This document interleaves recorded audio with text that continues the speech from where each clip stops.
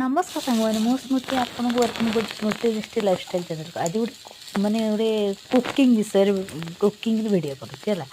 ତ ଆଜି ଗୋଟେ କଲରାର ଗୋଟେ ଆଇଟମ୍ ବନାଉଛି, ମାନେ ନ ଖାଇବା ଲୋକ ବି ଖାଇବ, ଟୋଟାଲି ବିଦା ଲାଗିବନି, ବହୁତ ଟେଷ୍ଟି ହେଇଥିବ। ଆପଣ ତ ନିଶ୍ଚୟ ଟ୍ରାଏ କରିବେ।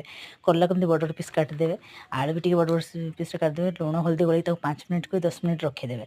ରଖିଦେଲେ ତାପରେ କଲରାଟାକୁ ଦେଖନ୍ତୁ ଏମିତି ଚିପୁଡ଼ି ଦେବେ ଭଲ ଭାବରେ। ତାପରେ ଟିକେ ସୋରିଷ ତେଲ ପକେଇ ଦେଇକି କଡ଼େଇରେ ଟିକେ ଜିରା ଆଉ ଭୃଷଙ୍ଗ ପତ୍ର ପକାଇଦେବେ। ତାପରେ ପିଆଜକୁ ଟିକେ ବଡ଼ ବଡ଼ ସାଇଜ୍ର କାଟିକି ପକାଇଦେବେ। ତାକୁ କଲରା ଆଉ ଆଳୁକୁ ଟିକେ ମାନେ ସିଝେଇ ଦେବେ।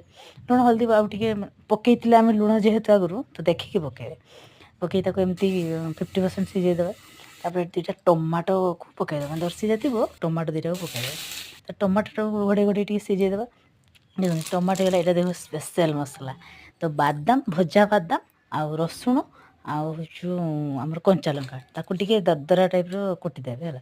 ହେମଦସ୍ତାରେ କୁଟିଦେବେ, ଗ୍ରାଇଣ୍ଡିଙ୍ଗ କରିବେନି, ମାନେ ଦରଦରା ଟାଇପ୍ର ହେଇଥିବ।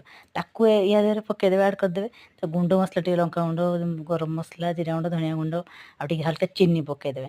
ତାପରେ ତାକୁ ଟିକେ ନାଡ଼ିଦେବେ। ନାଡ଼ିଦେଲେ ଦେଖନ୍ତୁ ତରକାରୀ ଫାଇନାଲ୍ ଲୁକ୍ ବହୁତ ଟେଷ୍ଟି। ଛୋଟ ପିଲାମାନେ ବି ଖାଇଦେବେ, ଜମା ବି ପିତା ଲାଗିବନି। ଥରେ ନିଶ୍ଚୟ ଟ୍ରାଏ କରନ୍ତୁ। ରହିଲି, ଜୟ ଜଗନ୍ନାଥ।